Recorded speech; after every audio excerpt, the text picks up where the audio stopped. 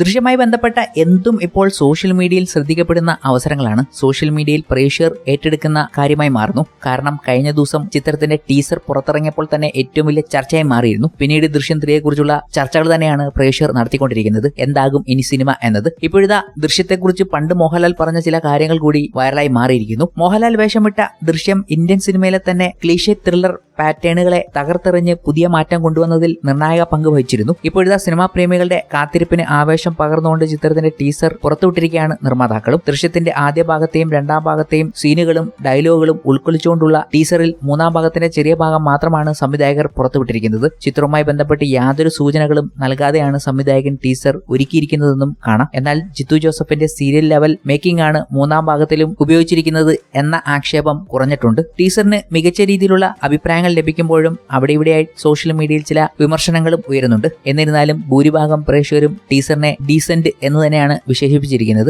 2026 ഒരു ചിത്രത്തിന് വേണ്ടി ക്വാളിറ്റി ടീസറിൽ പ്രത്യക്ഷപ്പെട്ട ദൃശ്യം 3 സീനിന് ഇല്ലെന്നാണ് ആക്ഷേപം. ഈ സാഹചര്യത്തിൽ വർഷങ്ങൾക്ക് മുമ്പ് മോഹൻലാൽ നൽകിയ അഭിമുഖത്തിൽ ദൃശ്യം സിനിമയെക്കുറിച്ച് പറഞ്ഞ വാക്കുകളാണ് ഇപ്പോൾ സോഷ്യൽ മീഡിയയിൽ ചർച്ച ചെയ്യപ്പെടുന്നത്. അതിനൊപ്പം തന്നെ ഈ ക്വാളിറ്റിയെക്കുറിച്ച് ചർച്ച ചെയ്യുമ്പോൾ ദൃശ്യം 1 വന്ന ക്വാളിറ്റി പിന്നീട് സംഭവിച്ചിട്ടില്ല എന്നത് വാസ്തവം തന്നെയാണ്. കാരണം ദൃശ്യം 1 ജിത്തു ജോസഫും സുജിത് വാസുദേവും ആയിരുന്നു ഒന്നിച്ചിരുന്നത്. ക്യാമറ വർക്ക് അതിഗംഭീരമായിരുന്നു എന്നത്. എന്നാൽ പിന്നീട് ഇവർ ഒന്നിച്ചില്ല എന്നതും കൗതുകത്തോടെ പ്രേക്ഷകർ ചോദിക്കുന്നുണ്ട്. ആ ഒരു വ്യത്യാസം ദൃശ്യം 3 അനുഭവപ്പെടുന്നുവെന്നും അവർ പറയുന്നു. എന്നാൽ അന്ന് മോഹൻലാൽ നൽകിയ അഭിമുഖമാണ് ഇപ്പോൾ കൗതുകമാകുന്നത്. ദൃശ്യം എന്ന ആരെങ്കിലും ഒരു സിനിമയ്ക്ക് ടൈറ്റിൽ ഇടുമോ എന്ന ചോദ്യം ആ ഒരു അഭിമുഖത്തിൽ വരികയുണ്ടായി. പക്ഷേ ഈ സിനിമയ്ക്ക് ഇങ്ങനെയൊരു ടൈറ്റിൽ മാത്രമേ ഇടാൻ പറ്റുകയുള്ളൂ. ഈ സിനിമ കണ്ടു കഴിയുമ്പോൾ തോന്നും. കാര്യം അത്തരത്തിൽ ദൃശ്യം എന്ന് പറയുന്ന വാക്കിനെ സിനിമയിൽ വളരെ ക്ലവർ ആയിട്ട് ഉപയോഗിച്ചിട്ടുണ്ട്. വളരെ നല്ല രീതിയിൽ കൊറിയോഗ്രാഫി ചെയ്ത് ആ സിനിമയ്ക്ക് വേണ്ട രീതിയിൽ മാത്രം ഷൂട്ട് ചെയ്ത് ആ സിനിമയെ പ്രസന്റ് ചെയ്യാൻ കഴിഞ്ഞു എന്നതാണ് സംവിധായകന്റെ ഏറ്റവും വലിയ വിജയം. അത്രയും നല്ലൊരു സ്ക്രിപ്റ്റിനെ എത്ര മോശമാക്കി എടുത്താലും അത് നന്നായിരിക്കും. ഇനി